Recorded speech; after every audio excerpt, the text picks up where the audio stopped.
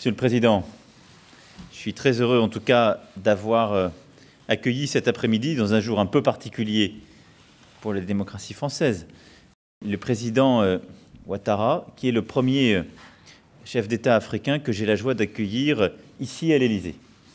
Et c'est un signal fort d'ailleurs de notre attachement à la Côte d'Ivoire, qui est aujourd'hui et qui reste et qui restera un partenaire essentiel pour la France. Et j'aurai à cœur, tout au long de mon mandat, non seulement d'entretenir, mais d'aller plus loin dans les relations qui sont les nôtres.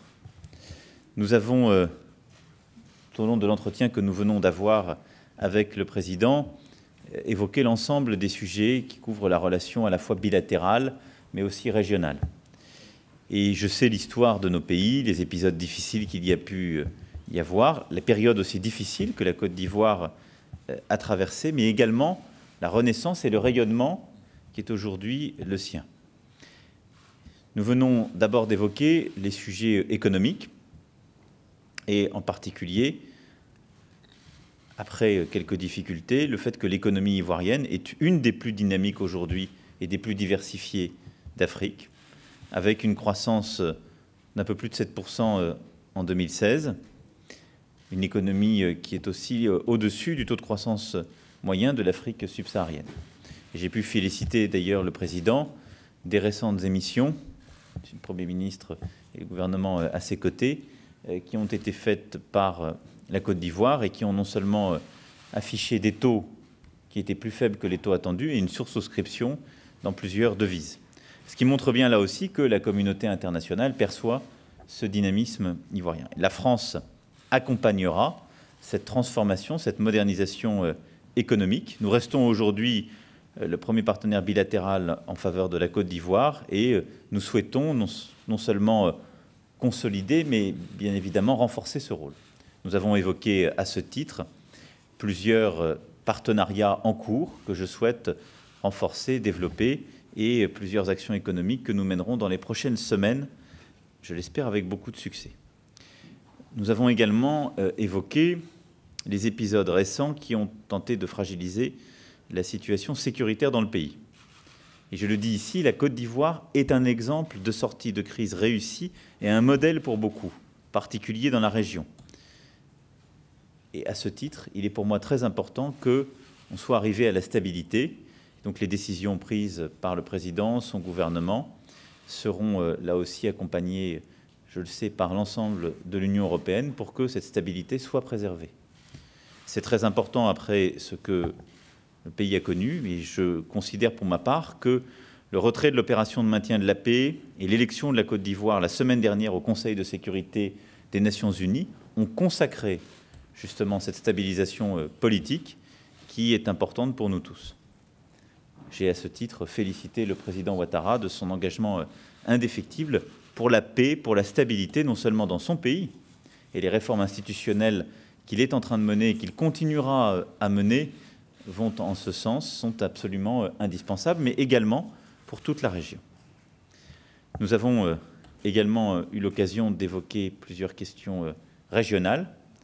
Notre préoccupation toute particulière, évidemment, pour la situation du Mali, où j'étais il y a quelques semaines. Je retournerai dans le cadre du G5 Sahel le 2 juillet prochain. À ce titre, je pense que nous devons continuer le travail qui est fait en termes de coopération militaire, de coopération en matière de renseignement, et il est essentiel que nos pays continuent à œuvrer pour que, dans la région, nous gagnions cette bataille face au terrorisme, mais également la bataille qui permettra de prévenir les percées que font parfois ces troupes terroristes ou la capacité qu'elles ont à déstabiliser des régions en profitant de certains déséquilibres ou de la misère. Enfin, nous avons souhaité l'un et l'autre pouvoir aller plus loin sur différents sujets en termes de coopération qui, au-delà de tous les sujets économiques, culturels, politiques qui sont les nôtres et qui sont le cœur de la relation entre la Côte d'Ivoire et la France, doivent être à nos yeux développés, qui correspondent aux deux grands défis qui sont les nôtres. Nous avons un défi qui est la lutte contre le terrorisme et la sécurité de nos pays et de la région. Et à ce titre, nous renforcerons dans les prochaines semaines et les prochains mois, de manière très concrète, nos partenariats en matière de coopération militaire, de renseignement, de formation militaire. Et je considère aussi que nous devons donner une composante préventive à travers une coopération plus forte en matière éducative. Et là-dessus, nous prendrons des mesures très concrètes. Le deuxième défi qui est le nôtre, c'est le défi climatique.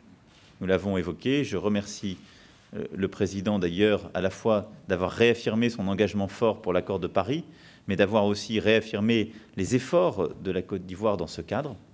Nous devons ensemble décider de mesures et de projets concrets qui vont en ce sens. Projets de transport urbain, projets d'assainissement de l'eau, projets d'innovation qui permettent d'accompagner ces transformations, en particulier de l'économie ivoirienne, et qui, de manière concrète, accompagnent un engagement diplomatique avec une transformation économique et sociale.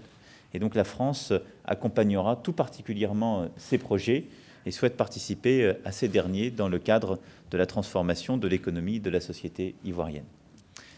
J'aurai le plaisir, Monsieur le Président, de me rendre chez vous au moment du sommet Union européenne-Afrique, puisque vous accueillerez ce sommet. Je serai donc personnellement là et nous continuerons ce travail ensemble en nous revoyant nous-mêmes début juillet, donc en marge du G20. Cette relation qui unit nos deux pays est forte, intense, et dans le cadre que je viens d'évoquer, c'est le souhait de la France de la poursuivre et de la renforcer. Je vous remercie en tout cas, encore une fois, d'être là avec nous cet après-midi. Merci, Monsieur le Président.